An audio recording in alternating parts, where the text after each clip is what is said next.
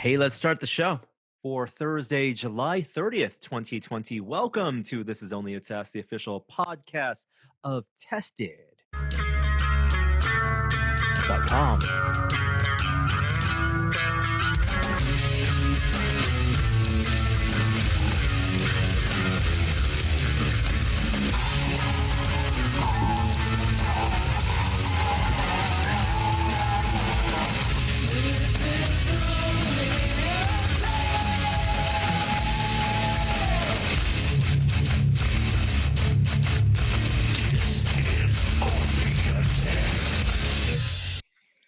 That was amazing. Holy smokes. That was more You than guys 50 out there seconds. delivered. It was 32 seconds. I'm sorry.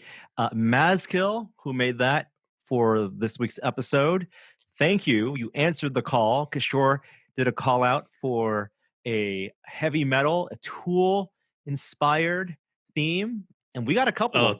That was only technically you're the one that you're the one that called for Tool, but if you can't hear, I'm smiling ear to ear. That was amazing. That was really good. Just end the competition now. We're done, right? Right, gentlemen? We're done. No, right? no. We got so many to play. Those vocals were pretty hot. I liked that a lot. Yeah. Well done, Maskil. Much props to you. Many props to you. And we're still accepting new intros. Try to keep it, let's say, 15 to 20 seconds. 15 seconds would be ideal. I know it's tough, but sometimes constraints, parameters help the creative process, or so I hear. And you can always just send them to me at norman@tested.com, or you can ping us on Twitter, uploaded SoundCloud. There's so many that have come in now that I have to create. Start downloading them and create a database of them. But we will get through them eventually. But welcome to the podcast this week, this end of July podcast. This month has gone on forever, feels like. How's it going, Jeremy Williams? It's going well, Norman Chan. Thank you for asking. And good to hear. And how about you, Kishore?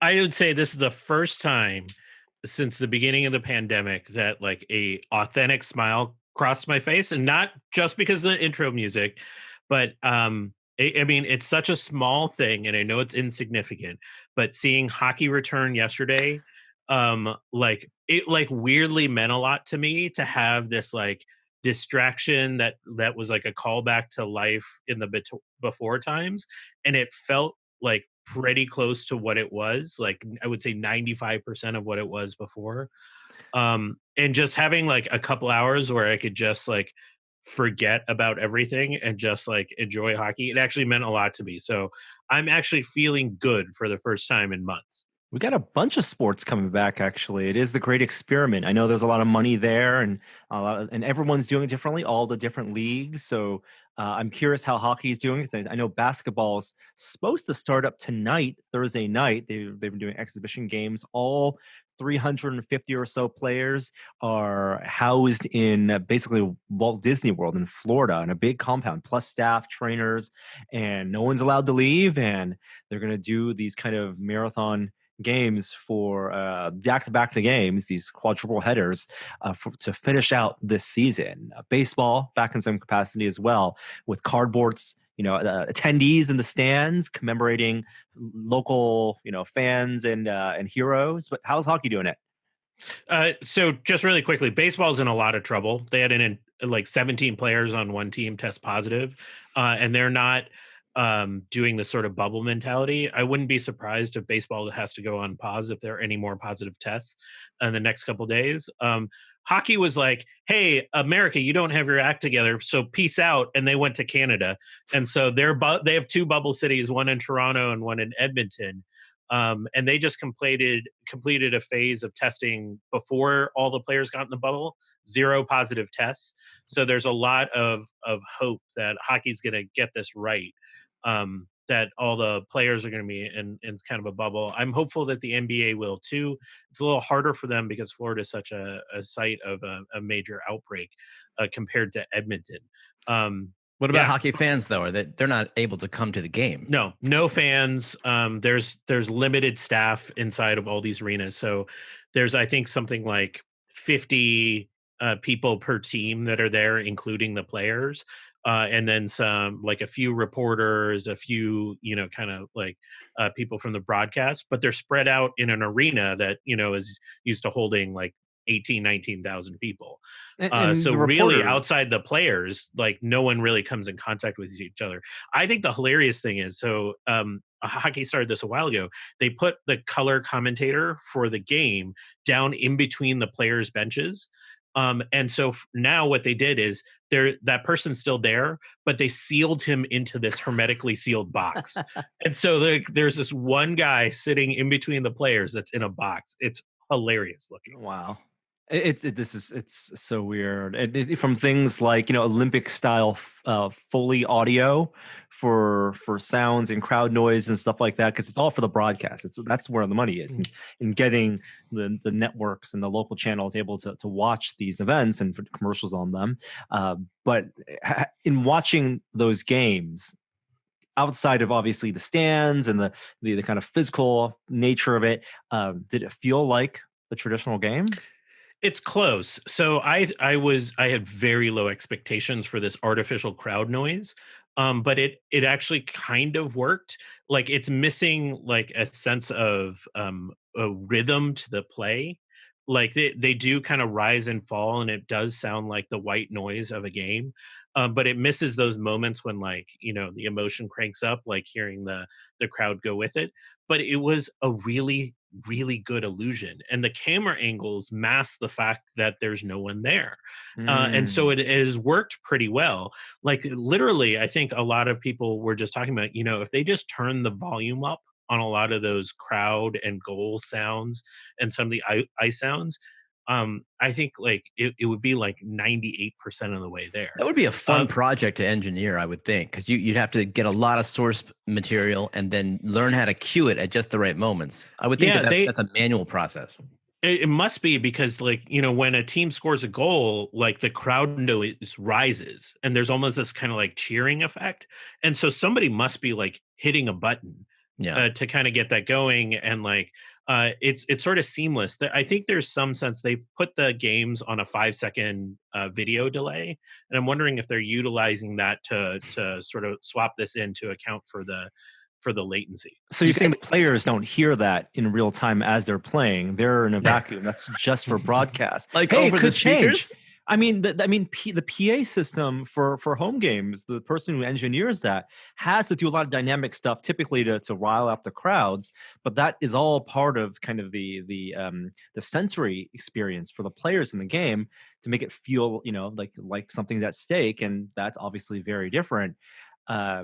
But it's also what video games have done for a long time in terms of that type of triggering and sound mixing and sound editing. I'm sure these production companies are going to like be nominated for Emmys for the type of production they're doing for this.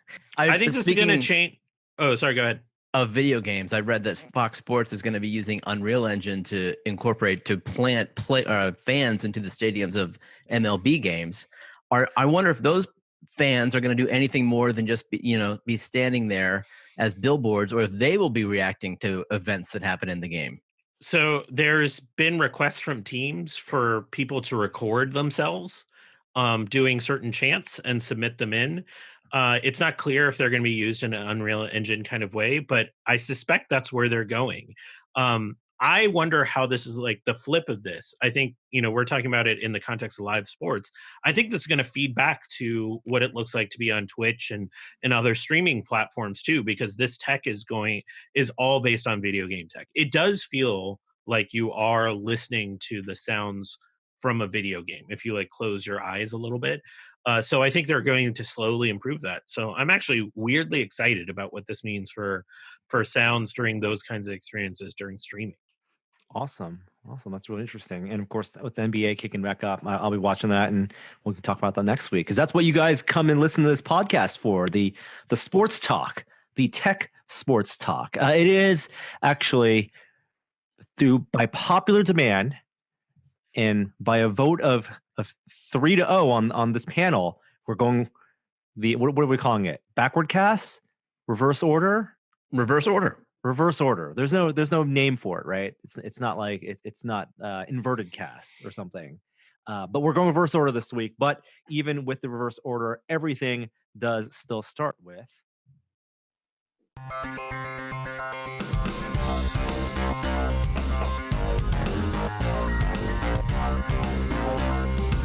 Top story this week. And for our top story, it is a science story. It's something that probably, hopefully, has happened by the time you're listening to this. But we got an important Mars launch. It's the next rover. It's kind of came up real fast. This is the week to launch to Mars. So first, we had the UAE launch a probe that's going to be looking at certain atmospheric conditions on Mars. We had China launch their first rover, which launched a few days ago, and now Perseverance is set to launch for Thursday morning from Florida. From what I've read, the weather indicates an 80% chance that they have a window. The worst case is that they push out towards August 15th, but it can't slip beyond that because right now is the closest Mars is to Earth in their orbits for about a year. So this is really like an optimal window, and that's why a bunch of Mars missions have gone out. I am really psyched about this mission. I mean, it's very cool. It's all about life on Mars. 100% that's what this is about. And we're sending this rover that in a lot of ways looks like Curiosity and kind of operates like Curiosity. But before we get to the rover, we should talk about where we're going. We're going to a place called Jezreel Crater. And the rover will land sometime mid-February. I think February 18th, 2021 is when it's slated to land. Jezreel Crater is the site of a dried up lake. What's different about this crater versus others on Mars is that there's clear signs of an inflow and outflow from this lake, indicating that this lake was full at one point. And at the inflow site, there's a real clear sign of a delta, the kind of like clear effects of water sort of streaming through the area. And because of that, they really want to go to those spots and drill to see if they can find signs of microbial life, because where there's water, there's potential for life. On board the rover, first of all, do you guys remember 7 Minutes of Terror when Yes. Curiosity landed? It's going to use a very similar mechanism to descend to the surface. The crane. Yeah, the sky crane, all of that. The instrumentation is very similar, but there's some slight differences there. I mean, they have radar on board to look at the geology kind of below the surface. They have a laser imager and a laser that can kind of zap rocks. They have an X-ray and a UV spectrometer to kind of look at the chemical composition of different items. They have a panoramic camera, a weather station. What's new are they have 2 microphones on board. One microphone will be used for descent, so to hear the sounds of Mars as it's coming down to the ground. And the other microphone will be used when they're actually zapping rocks, listening for some telltale signs of some chemical composition there. But for the first time, we're going to actually hear Mars from audio files on coming from the planet, and those will come relatively early in the mission because one is related to a descent. The second is that this rover has some self-driving capability. So it actually has the ability to sort of map the surface as it's moving along. So it's essentially going to be building like a very mini Google Maps and then using that to drive. They've made some improvements on the tread and the tires, which on Curiosity had some problems with the rough Martian soil. And we're going to go full Mark Watney on this. They're collecting rock samples, and not just rock samples to stay on Mars, but rock samples that can be brought back to Earth on a later mission. Now, the earliest, before anyone gets excited, the earliest that a mission could reach Mars, retrieve those samples, and send them back is in the 2030s, and they haven't even begun planning them. But this is going to drill down in the rock, pick up samples, seal it in a tube, and just leave it on the surface of Mars for a different mission to come get them. Wait, that's an unmanned mission to retrieve the rocks? Yeah, I would assume so. I Wow. mean, but it hasn't even been planned yet, really. So wait. They're just They would talking need to about it in send high. a second robot close to the first robot within proximity so they can meet up and transfer these tubes where the second robot would have the capability to get back into Space. Mars. It's Mars probably orbit. going to be 2 to 3 missions, like one that's going to actually go deliver an ascent vehicle, one that's actually going to go deliver a mechanism for collecting and loading the samples. It's a whole complicated thing, but the idea is like that's what they're setting up by collecting the samples in the first place. You You've left out probably heard of my favorite part. The the Perseverance. drone helicopter. Yeah, he's not going alone. He's got a buddy. Yeah, so this is called Ingenuity. And what's important here is the Mars atmosphere is only about as 1% as thick as the Earth atmosphere. So how the heck do you make a drone fly in that? So they had to come up with two things. They needed like a lot of air motion around this. So they needed to build a wider rotor. And so the rotors on this are 1 meter wide. And then you had to make it light. And so it's less than 2 kilograms. And so this is really just a test. I think there aren't really high expectations internally about what this is going to be able to do, how long it's going to be able to fly, but really a test for this type of technology on a different planet. I also think it's really cool. All of this goes up on a Atlas V rocket tomorrow morning as we're recording this. I'm going to be up at 4 a.m. watching this because this is historic. We've sent. It is a rarity to see something sent to Mars, and this is a pretty important mission. It's not going to be as cool as February 21st, 2021 when it arrives, but it's not bad. I'll tell you what, Kishore, I'm not going to be up at 4 a.m. watching the launch, but on February 18th, if it's at 3 a.m., I will join you and I will watch the descent. Hopefully, maybe in person by then. I will tell you, no matter what time it's at on February 18th, 2021, you should watch that one. Yeah. All right, that's great. Because it's reverse order, I'm queuing up. Yeah, that's right. We're going to talk about VR. Ooh.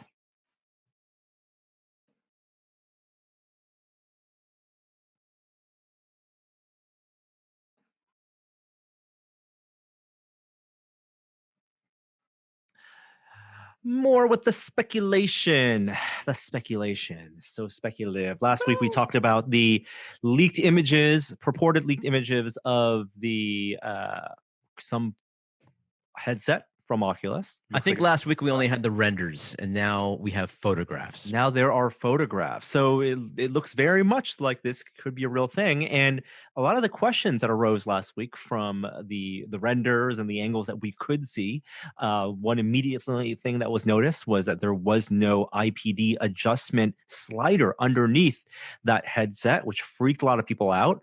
The assumption that maybe they're going for something like an Oculus Go style single panel design where it's not two separate panels with a mechanism. But since then, there have been also, as unconfirmed reports, but based on a photo, looks like there's an adjustment between the lenses themselves, the eye cups. There looks like a switch of some kind that, at least in the leaked photo, is indicating the number 2.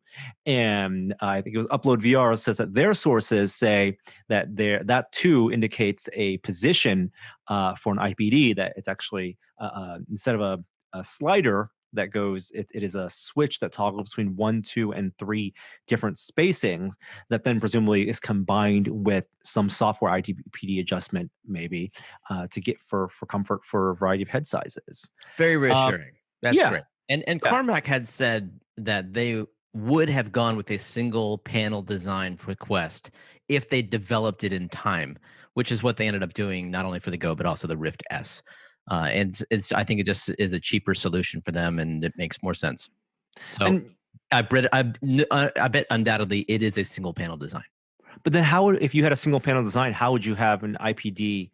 That would mean that toggle would not be a mechanical toggle. It would just be a software toggle. That's what we've seen, and that's only really good for sort of correcting scale, but it doesn't place the lens sweet spot where you want it to be for your particular IPD.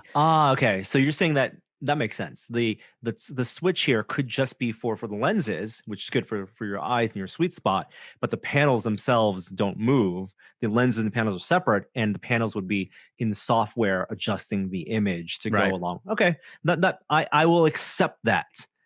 Yeah, me too. As a solution for this Quest.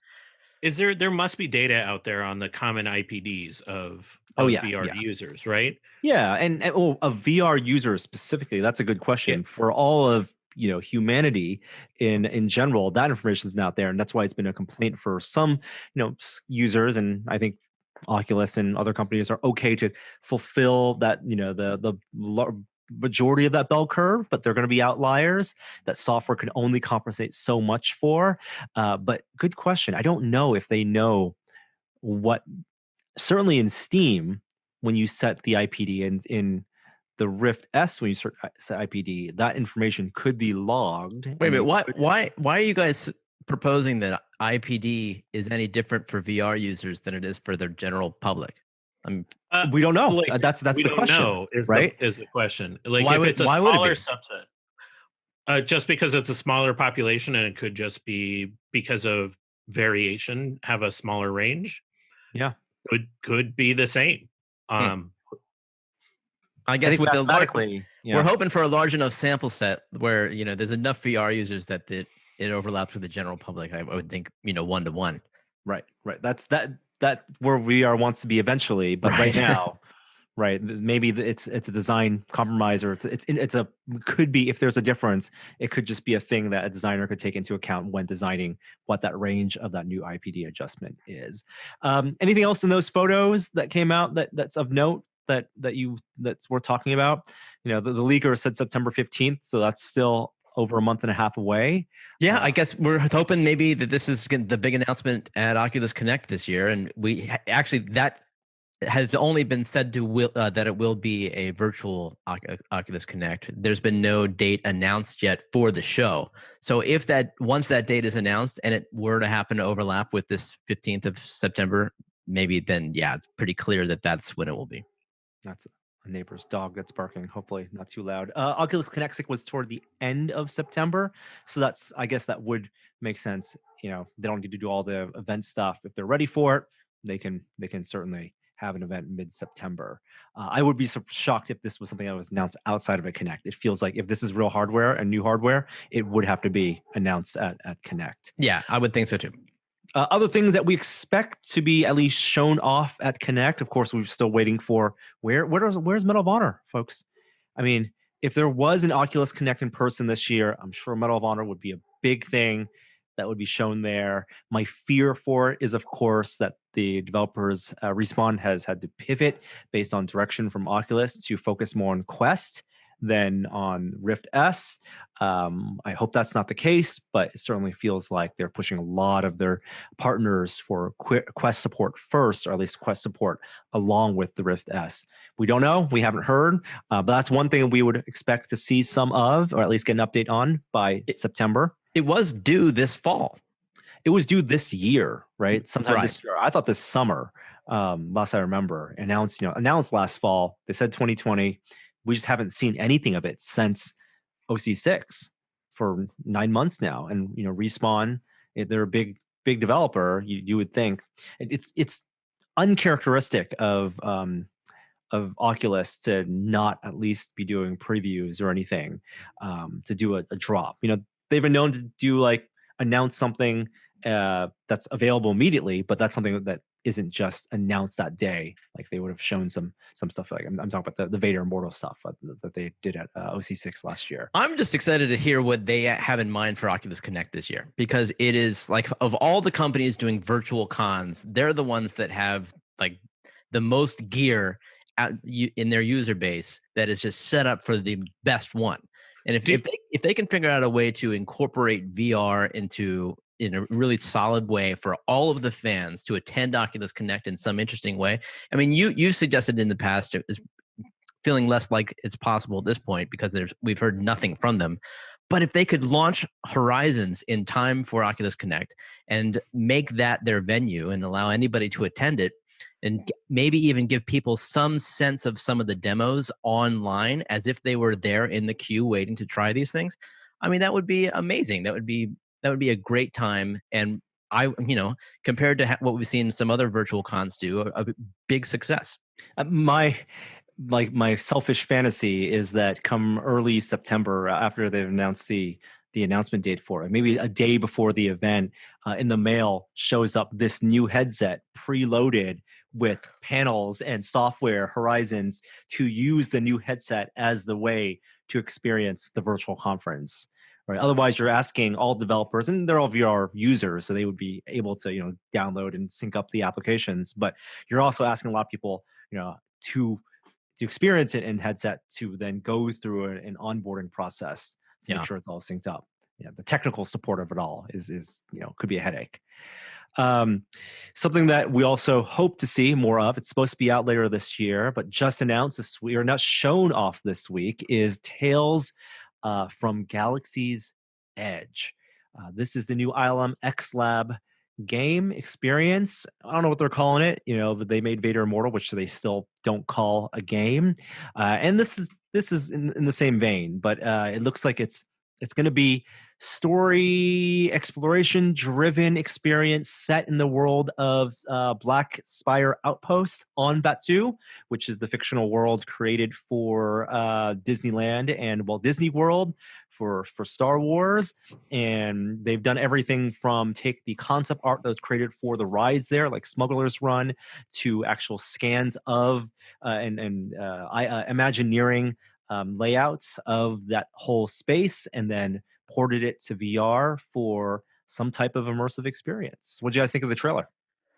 The trailer shows nothing about from the game. I mean, we have no idea what to expect from this game. Except that Mike Doran, the producer, stepped into Reddit yesterday saying that it would be bigger in terms of scope than Vader Immortal. There'd be a lot to do. But that it also wouldn't be a full-fledged RPG like that. That's out of left field. It has no idea where that came from. Well, I mean, there was stuff in the trailer that was like, you're going to be able to hold a blaster and shoot people. And like, I think that conjures the RPG mentality. Yeah. All we really got was some art sketches at this point, which is, barely enough to put something together. But I think you're burying the most important piece of information that came out of the trailer. The lead animator's name is Kishore. I did notice that. I didn't want to necessarily call that out, but yes, that is the other that was a moment person I've seen named Kishore, and he had some good things to show off. So it was interviews with the director Jose Perez, who I interviewed when we went to do a behind the scenes look at Vader Immortal, as well as the art director. And these are extremely talented people who love VR, are passionate about VR, and they've kind of reworked X Lab as what was previously an experimental group that John Gaeta created all those years ago. I'm talking about 4 years ago, as a way to look at storytelling, but it's no longer. It's not the same group that, of course, did like the Mandalorian Volume, right? That's a different technology group.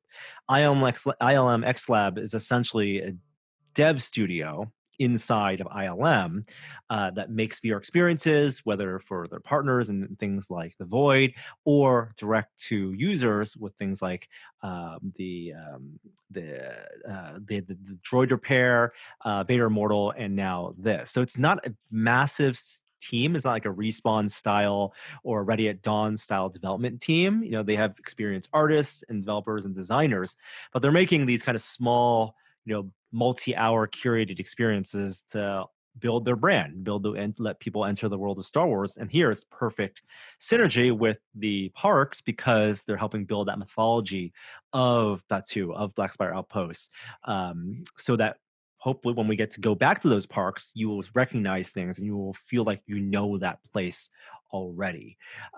So the cantina, it sounds like a big hub. They're getting Bobby Moynihan, previous of SNL, to voice the bartender, so you get to interact with him.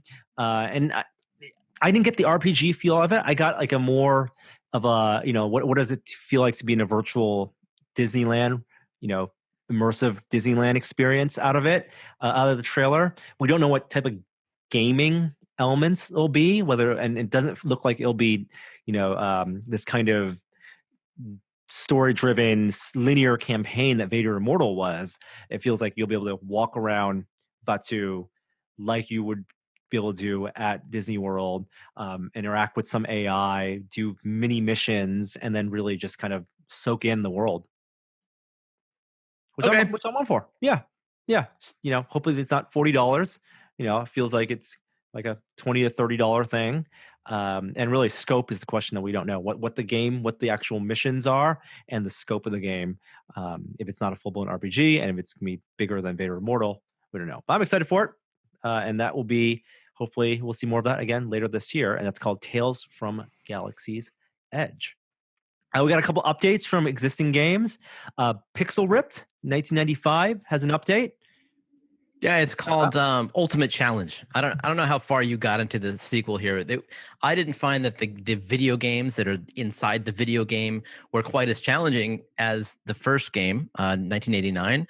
So it sounds like I wasn't alone. A lot of fans voiced that. They have released an update that unlocks a hardcore mode to all of the games. And so there's also, I guess, new paths through them if you choose to opt in for this. And it's must make it more challenging and give speedrunners some new paths to take and a few more Easter eggs in the game and, huge updates. So if you haven't played it, now's a good time to try it out. Also, if you haven't played, well, this is not In Death. I thought this is about In Death, but no, this is it In Death? Oh, yes. It is. Okay. It's called Unchained because you have no tether. Legends of In Death Unchained. it's a mouthful. Oh, that's true. Yeah. So this came out last week. In Death is one of our favorite games from old school VR. It's been around for a long time. Archery, roguelike, black and white world. Super cool. Ported to Quest, so even better now, untethered. Exactly. So now they also added a smooth locomotion option. So it's not like you can really like choose one or the other. You're still going to be teleporting a lot, but the smooth locomotion allows you to move kind of slowly around your current space so that you can more easily avoid incoming arrows and blows from the enemies. It's a great game, and a lot of people are just who haven't played it in the past, I think, who are finally discovering it on Quest. They're finding it's one of their favorite games on the platform. And if you haven't played In Death before, I highly recommend it. The roguelike nature of it means that every time you play it, you're going to get a different world and you're going to try to go further than you did last time. They're doing a contest right now, and the top 10 high scores over the next week are going to be permanently etched on a stone in the lobby.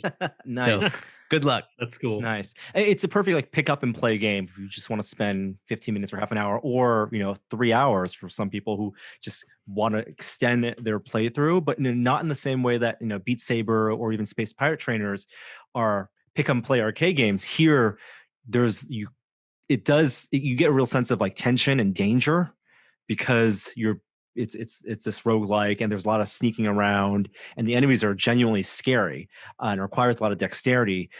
So it definitely, as opposed to being like a physical workout, it definitely is like an immersive workout. Yeah. So highly recommended. And it's cool that they added free locomotion. It seems like a lot of devs are doing that, starting with some teleportation with their first gen, second gen VR games. And then as they release other platforms, incorporate smooth locomotion, which is exactly what developer of Paper Beast did, which was just released on Steam from PSVR and Oculus. And Oculus Store. And well, let's talk about the game. You played a bunch of it. I played a little bit of it. What'd you think, Jeremy? I feel like some people are kind of sleeping on it right now because it was a PSVR exclusive, and it came out it was almost a year ago, maybe 9 months ago on PSVR, and it since it was only on that platform, it didn't get the media hype or buzz that normally a new release would get.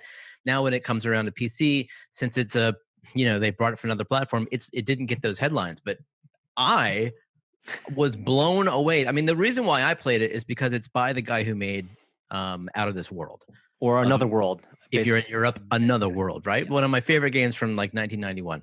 Yeah. Eric Chahi, I believe is his name. Yep. And so I was just like, look, that game stuck with me for decades. And so I'm going to give this a try no matter what. And I was really, really impressed by the technology of this game. I mean, I expected a stylistic game. I did not expect the technology that I saw inside this game. For instance, let me explain it first. There's beasts that are made of paper, essentially, on another world, and you are there, and you just start by interacting with them using your motion controllers, and you can lift them up and move them around, and you soon realize that these creatures that are walking around the planet, if you would study them, there are no keyframed animations in this entire game. All of the animation is done procedurally in a voxel-based engine too. And so you have all of these creatures that are walking around the landscape, which itself is deformable. So the creatures are moving around these sand dunes, and there's this volumetric water that can rush over the land. And I watched a GDC talk about it after I was sort of impressed, and I learned that even the sound is really, really interestingly done. All of the creatures have various nodes on them, all of which emit sound so that you can move around them and hear different parts of them coming from, where they should be in the environment. And even the vocalizations that the animals do, while those are pre-recorded samples, the vocalizations drive the animation. Like they actually have analyzed all the properties of the sound, and that will make the head move in various ways. It's like they took all of these steps that actually matter more in VR and applied it to a VR game. These kind of steps that lead to a natural sense of immersion. The sound of the wind, it depends what angle you're turning your head to how the wind will sound, as if the wind is blowing and will blow across your eardrums in different ways depending on your angle. I mean, it's one thing after another. It's a really interesting techno demo just from that level, but it's also just a mesmerizing world to get lost in. I highly recommend it. It's so funny because Another World or Out of This World was so known for its animation, for its high frame rate, really silky smooth keyframe animation as a platformer. That was a thing. I remember playing it on like SNES, and it was one of those you didn't see outside of. It was like was it Prince of Persia? Yeah, used a similar thing, right? Rotoscope. Yeah. Rotoscope, where you just got this natural fluidity in the leaps of it all, right? When you're jumping in the platformer, and here the spirit of that using completely different technology is in the game. You're exploring this unknown world, and these creatures, which I think to call them made out of paper is almost doing a disservice because they're so dense in the confetti of it all. Right, they very clearly have spinal structures and an anatomy. They have these like tendrils that are all physics driven, and so much of it is just emergent as you watch the game sort of unfold in front of you. Yeah. It's a beautiful demo to watch, just technically, like I said, but you can get lost in it. Like it is a beautiful space just to be in as you start to experiment with the mechanics of the world. It's not a dangerous or scary game. It's more of a puzzle type of game. There's no sense of urgency, but it is well worth your time. Yeah.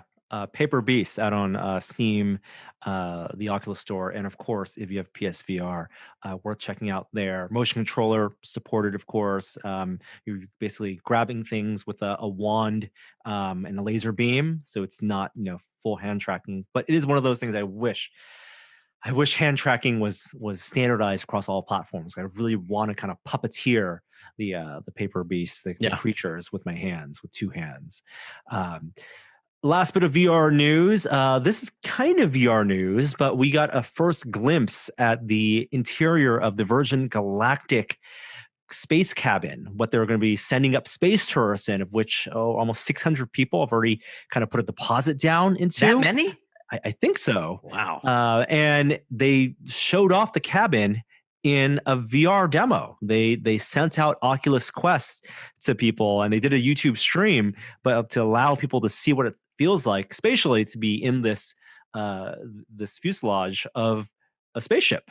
Yeah, I mean, it's pretty awesome. And you can download an app. Obviously, it's not a VR app, but you can get it on your phone, and you can use the AR feature of your phone, if it supports it, to actually put several parts of this demo into your own space, one-to-one. You can put a window as if you're sitting next to one of the windows in the what is it, the VSS? The VSS Unity. Yeah, the Unity. And then you can move your phone to like peer out of the window onto Earth down below you, or see a 1-to-1 scale seat and what that might look like right next to you.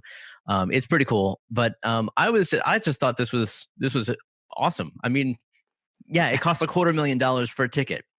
I'm not going. But the thought that Kickstarter now. The thought that people will do this, that people will go into outer space and experience 5 minutes of weightlessness and see what is described as just like the dark, empty blackness of space. I was surprised to hear everybody say that when you get up to 50 miles above the surface, it's not brighter in the blackness of space. Everyone describes that as just being jet black. To see that people will be seeing that we will have astronauts walking among us more often that are just regular people. That just sounds awesome. What they need to do is partner with social media networks to get yourself a special special check mark next to your name. Yeah. If you've been to space. Then I know a bunch of people who'd be willing to spend that money, to drop that money for that extra verification level, right? Yeah. But then comes the one day when your check mark fails you, and the plebes rise up. Whatever happened to Simone's campaign to send Simone to space? Did she get to space? Well, it's not yet, but I gotta believe that she's still working on that as one of her goals, and I don't know anyone more determined than her. To reach her goals. To describe the cabin, it's 6 passenger seats side by side. It looks like very, spaced out than your typical 747, but definitely way more spacious than even the Dragon capsule from SpaceX. Bucket seats, would not be out of place in like a Tesla Model X. A lot of these viewports. So it's almost like being inside, like not even a submarine, but like a steampunk submarine where you see these kind of circular viewports all around you. You kind of want that Tesla window, don't you? But all you get, you get these tiny little portholes. It feels like the portholes are really optimized for you to take selfies out the window, as opposed to having a 360 video. There will be little cameras pointed at all the passengers, so you will get a full video recording. You don't even need to be taking your videos yourself or your selfies. They will provide you with that package, presumably part of the $250,000 cost. But what I didn't get a sense of is safety, right? Like, yes, there are seatbelts, but does the construction of this cabin, like, where are the trade-offs and how safe is it? That's going to be obviously huge priority for them. Well, they're still figuring that out too. Like, they're still a ways off from even sending Richard Branson up on the first flight. They have several more tests to do. The seatbelts are 5. They have 5 straps on them. Like, they come from all over the place. And there's a single thing in the center, like an Iron Man thing, that you twist, and all of them self-retract back into it, because you have to put them back on in 0G. And I'm wondering, like, how is that going to work when you're up there? That you're going to be missing out on probably half your potential zero G time, because they have to get everyone in the seat in order to have enough time to get their seatbelt back together by themselves. I mean, obviously, there's not a flight attendant. Well, the pilot's going to have to double. I mean, if there's a co-pilot, they'll have to double as an attendant. Otherwise, the attendant's job may be the one that might be the easy ticket to get up there on repeat trips. I mean, it just sounds like a thrill ride too. Apparently, like, the way it takes off is it's on the underbelly of a plane, so it takes off like a normal airplane, and then the Unity detaches, and then the jets fire, and apparently that is like a bolt of lightning. Like, you're just off like a bullet from the barrel of a gun, and the whole trip sounds absolutely thrilling. Awesome. Well, you can, like Jeremy said, you can download an app to check it out on your phone in AR, and of course, it's on YouTube. Probably the closest we'll get to go into space, any of us at least. Last bit of VR news: Onward is launching on Quest today, fully featured. Of course, the graphics are different than your desktop version, but it's going to be out. It's kind of, it used to be the singular, hardcore sim shooter for VR, but now there's so many competitors out there of varying degrees of simulation. Obviously, Pavlov being a big one. I still think there's a strong Onward community, and it's being used for competitive play. I just don't know if the desktop players are going to migrate to the Quest platform to trade off on the performance, the frame rate, and whether the tetherless aspect of it will be appealing to them from a competitive standpoint. Yeah, I bet that this is a whole new audience by and large. It's not cross play, I would think, is it? I don't know. If it is, it would make sense for them to do it to build an audience base. Pavlov isn't, but there are enough players on both sides, on the desktop and the mobile side, for that to sustain itself. And that does it for VR news. I will say that we are in the process of trying to get doing some testing on the HP Reverb, the G2. So if you have questions about the G2, let us know either in the comments or on Twitter, and we'll try to get them answered. That's still slated to come out this fall.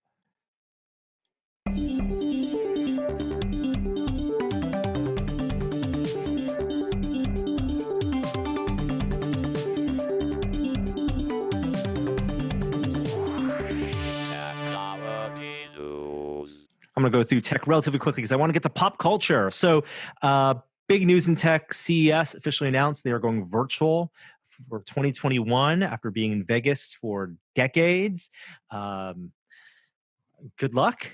I don't think it'll be the same CES experience. In fact, maybe it's hard to see CES coming back to what it was before, even after things become normal, because what will probably happen, my feeling is that a lot of the peripheral aspects of CES, people realize won't be necessary. And, we'll talk about what happened with Comic-Con at home last week soon, but it's going to be difficult for the smaller companies to participate really even in a virtual CES. And I think CES will come back in some form, but probably a little different. It's a lot of money being put into that live event, and for that to go away all in 1 year, it's going to be very disruptive for that conference. I think there's a way for it to technically be better in some aspects, because a lot of the demos that we never really get like a real taste of, because it's always arbitrated by like some human in the way, and we always get these like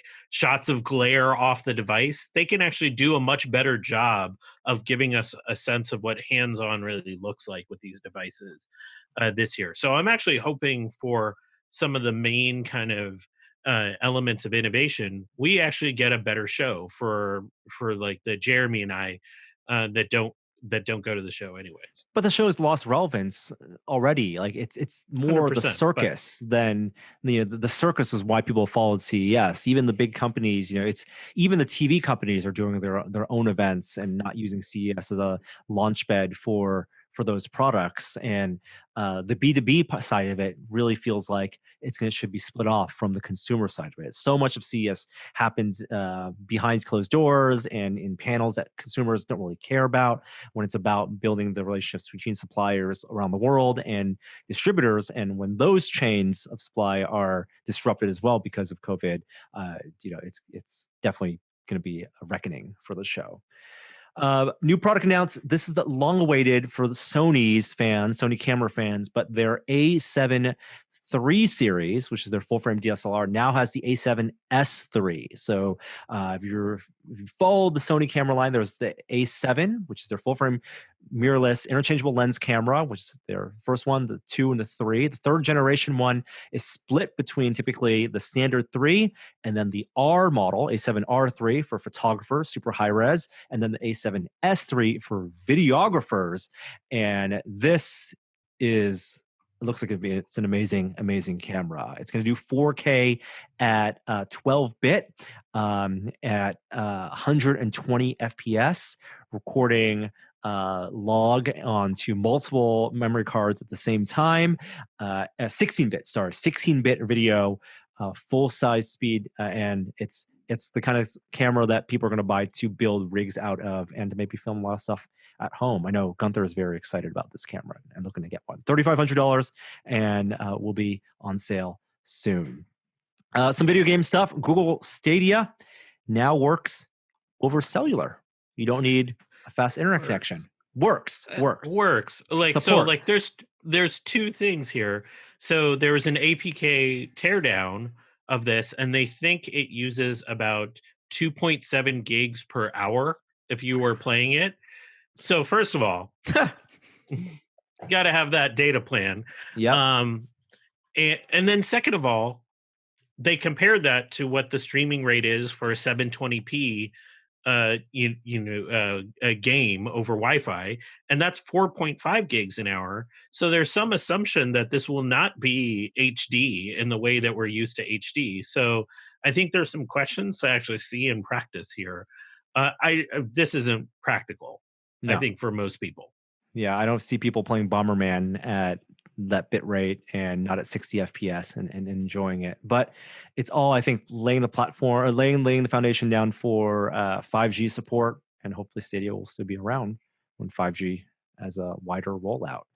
A big piece of technology news, big thing that happened, Nintendo suffered from a big code base leak this week. What was actually leaked?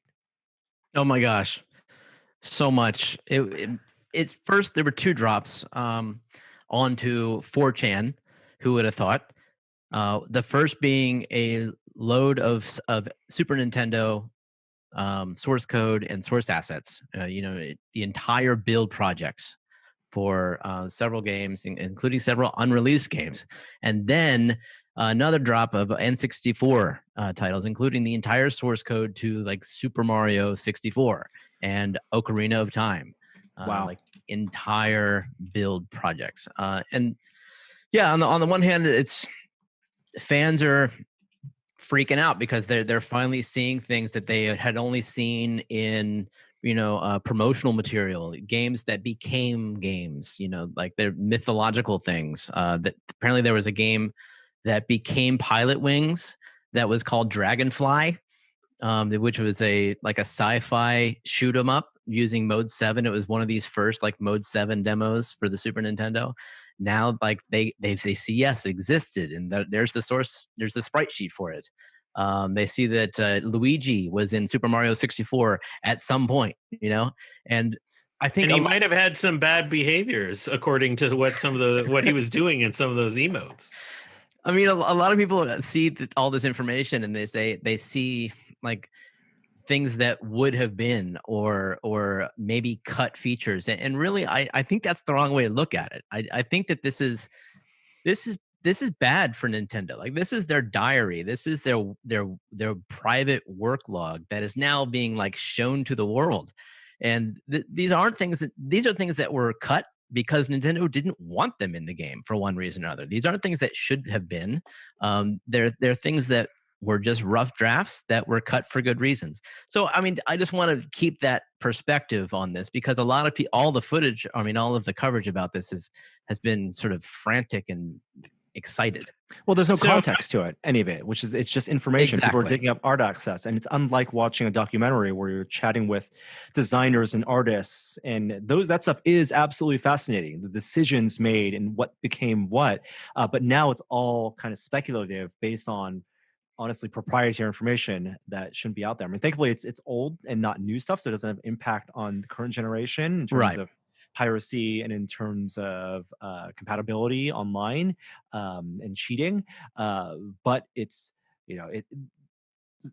it's almost the mishandling of the information that has been released in terms of speculation and the fan fervor over some of that stuff, because they're so passionate of an audience. I understand the historical importance of this, but to do it on these terms, that's what feels wrong. Yeah, I get that you're coming at it that way, but I think if you do view it through the history lens, this is really cool. And like, there were a number of developers who don't work at Nintendo anymore that would like saw stuff and they're like, I haven't seen this for years. And like, there was one, forgetting his name, who saw like a little code builder that he built in C++. And like, I think those stories are very heartening. And so like, if you view it through the proper lens, which is a diary, a history of what Nintendo's process was, we haven't always gotten views like these kind of detailed deep dive views into how games are developed. So I think from a historical standpoint, this is awesome. Like, again, like the way it came out, all that kind of stuff, all those caveats, I kind of dig seeing the little Luigi art that could have been. And I don't view it as like, I want to go back and play, Mario 64 with Luigi. I don't care. Like, I'm past that game in my life.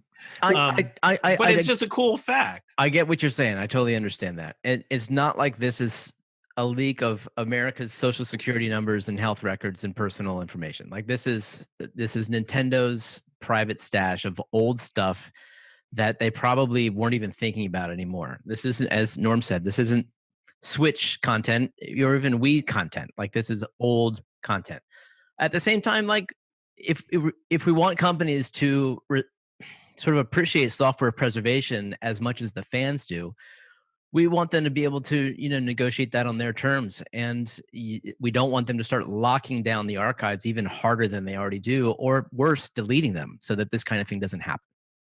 what I'm hoping to come out of this is that it spurs documentarians and people, and there are so many people who have made great, like told great stories, whether in articles or video about the history of development, to then use these as a jumping point to find the context, to reach out to designers, and becomes reporters' job to contextualize all of this. Because I don't think it's Nintendo was ever going to do that on their own, but now that it's out there, maybe they would be more willing to work with a reporter to tell those stories properly. One story that Microsoft didn't quite tell properly, at least in the eyes of fans last week, was their showcase. I'm sorry, I'm down on it. I'm down on it. I don't think it was bad. I just think it was boring. It just wasn't terribly exciting. Like, first we got the continuation of the stare down between PlayStation and Xbox on like who's gonna actually detail any pricing or any real information on the launches. Yep. Halo Infinite looked good. I have a hard time getting excited about Halo Infinite. I had heard that some people that saw it in 4K thought it looked really good, and so seeing it in just normal HD, how I watched it, may not have done it justice. The game that I was actually interested in was Avowed, which looks like a Skyrim kind of type game, and that one actually intrigued me. Yeah, but outside of that, I wasn't like totally thrilled. There was a lot of horror games, and that's not my style of game, and so Did not anything into. look particularly next gen to you? Because that was what my No. takeaway was. Like, it all looked like it would run on current gen consoles. Nothing at all looked like that one Unreal Engine demo that they played on the PS5. The Unreal Engine demo Certainly nothing is, gameplay. right, and the Unreal Engine demo that'll be cross-platform. Like, developers can use that, and the thing that was best showcased in the demo is probably the loading times, and both next-gen consoles will have those ultra-fast loading times for better game streaming and for larger environments. So maybe the scope is the feature of next-gen, rather than bells and whistles and sheen on fidelity. I mean, ray tracing, of course, is going to be a thing, but not on Halo Infinite, not out of the gate. That's true. Yeah. And it's so tough from a streaming video to see what things like HDR looks like, right? And that's based on your television, and that's one of the distinguishing features between console gaming and PC gaming. Is a lot of people have HDR televisions to get more vibrant imagery. Last bit, the Pocket Console. I don't know if that was something you were looking forward to, Jeremy. No. No, really? No. I mean, Okay. I never had a Game Boy. Like, I had a Game Boy Advance and a Game Boy SP, but I never had a Game Boy. What about Neo Geo or Atari Lynx? No, I wanted a Lynx. I did, because that had California games. California, yeah. No, but this is beautiful. This is just not my thing. This is a $200 basically recreation of the Game Boy, not using emulation, using hardware, FPGA coded for that representation, 3.5-inch screen with full color variable refresh rate, so it can be not just Game Boy games, but also Game Boy Color and Lynx, Game Gear. In fact, Lynx, you would need to actually buy a adapter, because this works with original cartridges. I buried the lead. So pre-orders are August 3rd. That's this coming Monday, and it's shipping 2021 because of supply chain issues. But for people who have a lot of Game Boy games or want that authentic old portable handheld experience without emulation, this seems to be a great way to do it. It's by a company called Analog, and they've made not desktop, but like tabletop versions. Not tabletop, is that the right word? Like console versions of the original like SNES and Sega Genesis, and they're all FPGA engineered versions of those consoles, which is to say, like, they are as accurate as you can get. They are hardware emulated machines. There's not software emulation, so you get like instantaneous video signal when you press a button. It all feels like very low latency, and the sound is 100% accurate. And they have a huge. They definitely have earned a great reputation for the hardware that they make. It's just expensive, it's for the hardcore fan base, and I'm just not one of those guys. And it's a beautifully designed console. The thing I'm still more excited for is the crank one. I forget the name of that one, but that handheld with the monthly release games, and that's still not available for pre-sale yet. Playdate. All right, Playdate. That's it. Yes, I'm looking forward to the Playdate.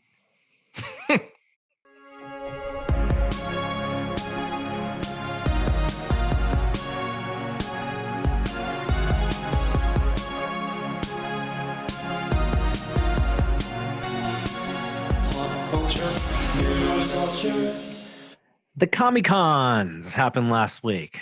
Or did it? Was it all a fever dream? I don't know. It happened. I watched, at home, right? You watched one of those. I watched a shocking amount of Comic-Con panels. Really? You're responsible for those views. Yeah, I had said last week I was going to watch 16 panels. I watched 21. Wow. So I got a Chrome extension called Video Speed Controller, and that allows you to shift the speed of any video in browser. And so I watched some stuff at 2.5, some stuff at like close to 3 Nice. to get through it. Yeah, I mean, just high level. It lost a lot of the magic. There was with everything was pre-recorded, and with pre-recorded, you lost a lot of the spontaneity. You lost a lot of the crowd energy driving the nature of the exchange. And so, while I really enjoyed going to a lot of smaller panels that I never would have gone to during Comic-Con, there was still just like a magic that was missing from most of them, and they relied on this kind of moderation kind of style that made me feel like it was in more of an academic talk and a work Zoom webinar than a comic fan experience. Yeah. That being said, there were some bright spots, but we'll get to that in a second. I mean, I think the organizers at Comic-Con, one, they were short on the type of content, right? Studios were not throwing money at promoting big things because there are no theaters open. So we weren't going to get a big Wonder Woman 1984 panel and footage. And they couldn't show the same kind of exclusive footage that people would then be reporting on because it was all done online. But also, the organizers are great at putting together a live event and not necessarily running a streaming content plan, and they put this all on their YouTube channel. And some of the panels, like the New Mutants one, 200,000 people watched that, and that they didn't need to all watch at the same time, and that's solid. But I think it would have been served better if they had partnered with other outlets to do wider distribution of these panels and formatted them better. I mean, you look at their YouTube page, and they're just like generic screenshot thumbnails of actors and writers sitting in their home offices and not really presented in a way that feels like it was an event. Yeah, and a lot of those panels got hundreds of views. Yeah. Which is sad. There are a couple things to note that I thought that I would recommend. The New Mutants trailer is good to look at. It's a horror view into the X-Men universe, so it's worth watching and worth watching their reaction. Not for me, but I think it's worth watching. The Star Trek panel was frankly terrible. But we got a extended clip of Lower Decks, which I think is worth watching. And you hear a lot of the cast and crew kind of talk about the ethos of that show. Again, starting to get the feeling that show's not for me, but worth seeing if you're into that. I watched, I don't know, 7, 8 panels on different animated shows, either for kids or for adults, which seem to dominate the con. A lot of stuff on HBO Max, a lot of stuff from Cartoon Network, a lot of stuff Adult Swim, even Sci-Fi. And that was good because I got to hear from a lot more indie creators. There's a couple science panels. There was one on psychology of Star Wars versus Star Trek that I thought was very good. And then one last one that I'll recommend is Guillermo del Toro did a panel with Scott Cooper supposedly about the movie Antlers they have coming out. But they ended up just talking about movies they were watching during quarantine. And they're both like really kind of weird, interesting dudes, and chatting about, filmmaking processes, how they're sort of thinking about film going forward. And Guillermo's endlessly fascinating to me. So I thought that was a really good watch. I think they adhere too much to a traditional in-person Comic-Con structure in terms of the framing of the panels, which I don't think worked for online. I think the best stuff ended up being, the stuff that felt more like podcasts when you had 4 or 5 directors, just chatting about their work. These kind of the hidden panels, and if they had structured that as like maybe a year-long event to lead up to next year's Comic-Con, then you probably in aggregate would have gotten more interest. And there's a lot of gems there. Colin Trevorrow did a whole panel or he participated in a panel where he showed off some of the ship designs he had been working on with his kid for the Star Wars Episode 9, and little nuggets here and there. But a lot of stuff did feel very promo-y in promotion of shows coming out in the fall, and that didn't feel right online. The biggest news that came out of Comic-Con was literally from a different con, because Zack Snyder went to Justice Con and released fan run Justice League Con, and the panel is absolutely horrendous that he's on. It was an advertisement for Zack Snyder because it was all fans fawning over him. They didn't ask him any meaningful questions. I'm sorry to those fans running that con. I understand it's a difficult place to be, but it really lacked a little something to it. But he did release a clip, and we saw Superman in the black suit, which those that know the DC story kind of understand where he's going. And he also just threw a ton of shade at Whedon, and kind of indicated the Snyder Cut's not going to have any Whedon shots in it. Which I was like, he said he would burn his film before having one frame of Joss Whedon's film in his. Yeah, I mean, you could go with that exact quote, sure. It just shows that they shot this, before the reshoots, the film was shot. The things that were incomplete, and this all goes back to the historical aspect of the curiosity of production of what what the Justice League production looked like. Even the clip that he used was actually a clip that had been previously seen as a special features clip that showed Superman meeting Alfred in his red and blue suit, and he said that's what they shot the day of, but it was actually recolored to grayscale because that's what he had intended and wanted to do in post anyway. So on location, there was never the black suit. It was all done in Photoshop. Can I have the cliff notes on why they didn't stay true to Zack Snyder's vision? Why did Joss Whedon go in a completely different direction? He did. It's not like Zack Snyder was kicked off the film. He left because of a tragedy in his family. I think it also worked out that way, that the studios probably used that as an opportunity to change the tone of the film because they saw what Marvel was doing and with Disney, the success Disney had, and this was a chance for them to lighten things up after the kind of the critical reception and probably lackluster in their eyes reception of Batman v Superman. The more and more I hear about Zack's perspective and kind of getting hints on where he was going with the story, the more this take is going to feel exactly like Endgame. Like it is a very much similar film with similar character archetypes too. So I bet I understand the studio's perspective about not wanting to appear full on 100% copycat of what Marvel was doing in some of the choices that Whedon made. I mean, he's never going to get a chance to do Justice League 2 or 3. Like the story ends there, and there was a roadmap.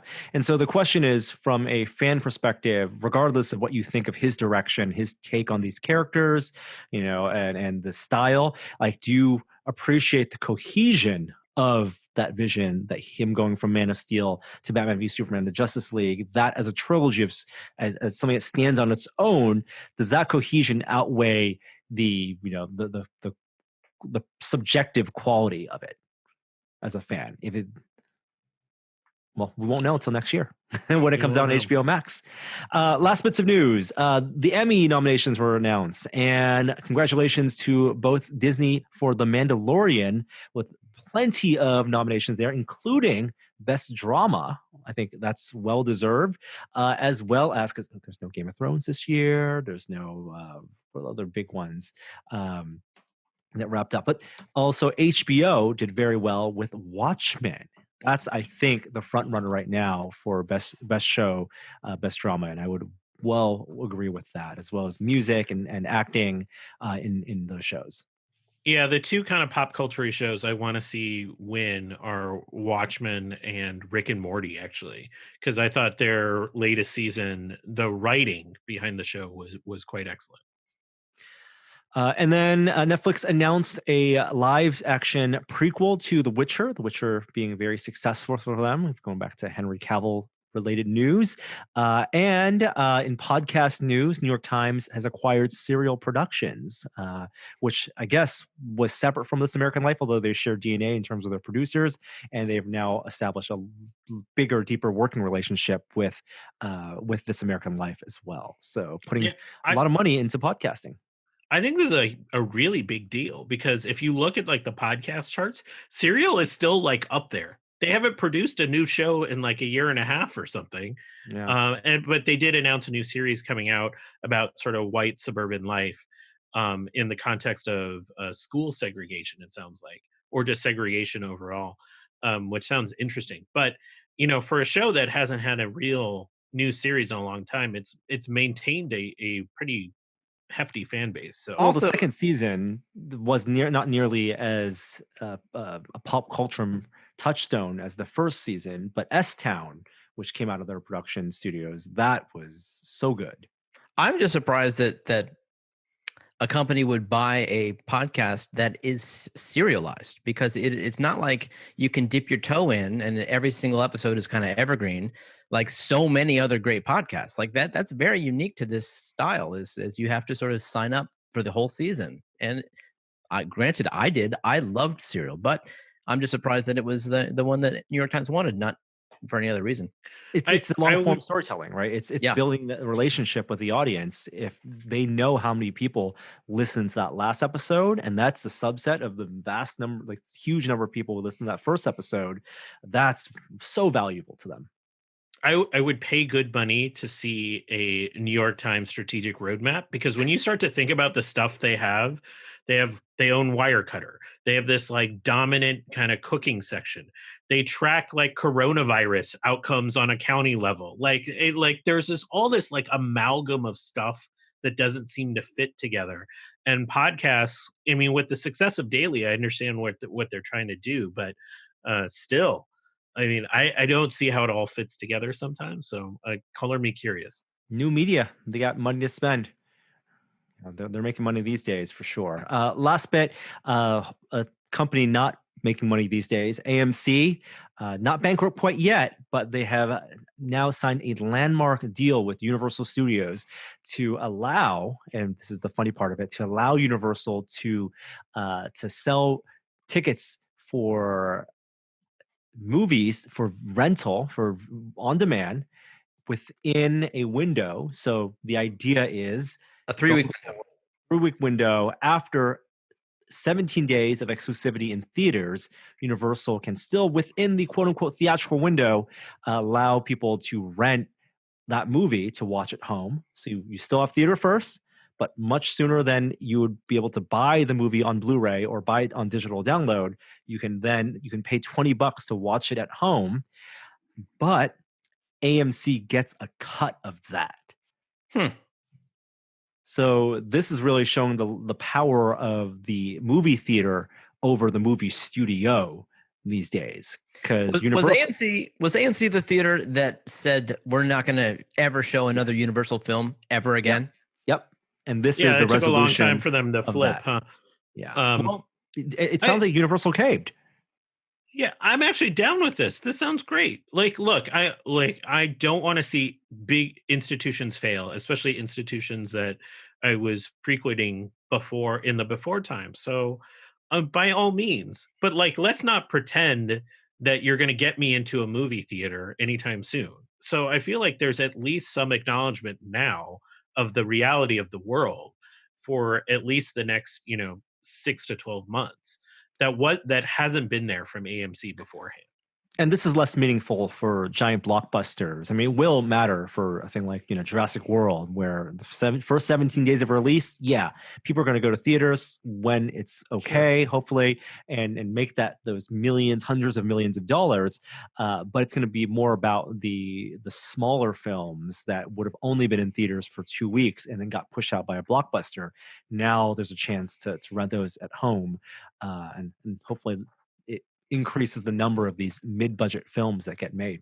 And they're planning, I hope, just to use current streaming services, right? Yeah. Like iTunes. Okay, good. Yeah. Yeah, Or if they whatever's don't, been they'll developed now. Yeah. They'll get squashed if they don't. So it's a lot of cuts going around in terms of money going to distributors, the streaming services, and also now the theaters. And yeah, but they have the potential of garnering whole new audiences that weren't there before, because there's a huge appetite for entertainment right now. I wonder if you'll be able to watch it more than once. I would assume it's going to be like any other rental. You get 24 hours to watch it as much as you want. Yeah. For $20, although it's per household. It's not per ticket. They can't track how many people are watching in the living room just yet. Not yet. And that does it for this week's episode. Hey, we kept it close to almost just a little bit over an hour this week. We do have an outro for this week. This comes courtesy of Black Powder Engine. And I think it's a nice bookend to the intro this week. So here we go. Hi there, I didn't see you. Test it.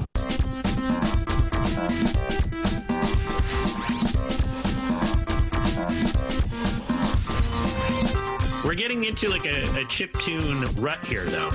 I mean, my music taste stopped evolving in like 1997. So yeah, Audio Slave's right in my wheelhouse. So where are our heavy metal fans?